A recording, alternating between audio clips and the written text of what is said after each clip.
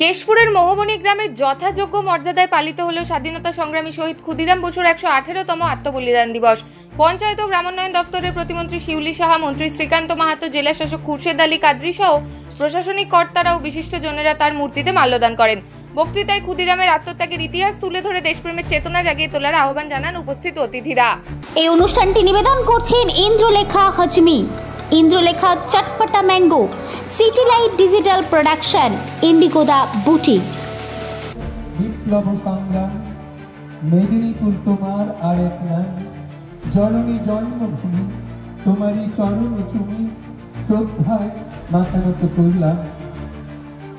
118তম শহীদ ক্ষুদিরাম বসুর আত্মবলিদানে পরম শ্রদ্ধেয় জেলা শাসক।